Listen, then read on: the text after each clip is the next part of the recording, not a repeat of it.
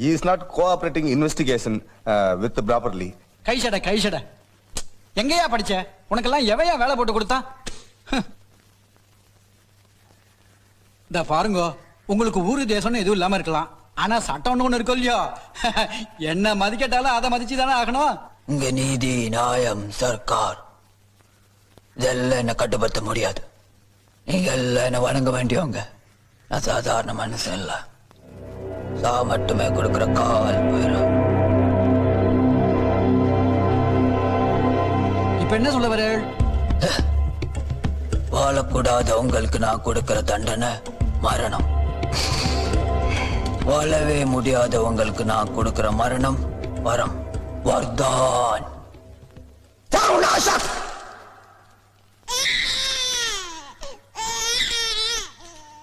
மிருத்யுதேவ், நானே பிரம்மா, நானே ஈஸ்வர்.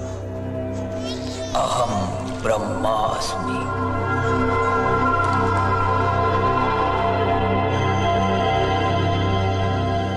அதெல்லாம் நீங்களாவே இருக்கலாம்.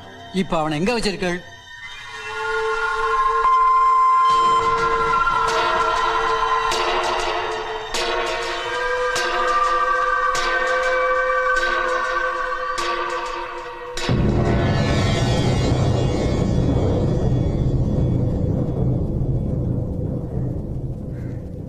வாயா இங்க. நீ லூசா நான் லூசா? உண்மையான குற்றவாளியை பிடிக்க முடியலன்னா யார வேணா புடிச்சு கொண்டு நிறுத்திடுவேளோ? இல்லைங்கயா, பப்ளிக்ல கூட பேசாத. இன்சன் பேசினா சாமியாரா யாருக்கு தெரியும்? சும்மா குண்டு சட்டில குதிரை ஓட்டி இருந்தா மட்டும் போறாது, லோகத்துல என்ன நடந்துட்டு இருக்குன்னு தெரிஞ்சுக்கணும்.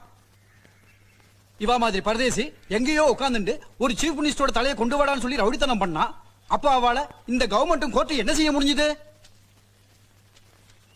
ஏற்கனவே கண்ட கழுதையெல்லாம் பப்ளிசிட்டிக்காக கேச போட்டு கோர்ட்டோட நேரத்தை வீணாக்கிறது போறாதா? நீ வேறையா? இந்த கேஸ proper investigation report and evidence இல்லாம எடுத்துக்க முடியாது. ஐயா, பார்த்தா உங்களுக்கே தெரியலங்கயா, நான் கோஆபரேட்டிவ். இது ஒத்துழைக்க மறுக்கிறதுனால போலீஸ் கஸ்டடியில் விசாரிச்சா உண்மை தெரிஞ்சிடும்.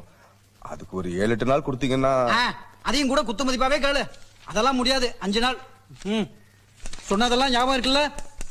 அவள்கிட்ட மரியாதையா நடந்துக்கணும். எப்படி கூட்டிட்டு போறியோ அப்படியே கூட்டிட்டு வரணும். அவன் காணாம போனவனையும் சேர்த்து. போலீஸ் வேலையெல்லாம் அவள்கிட்ட காட்டிடாத. அப்புறம் ஏன் தலை கொண்டுட போறது?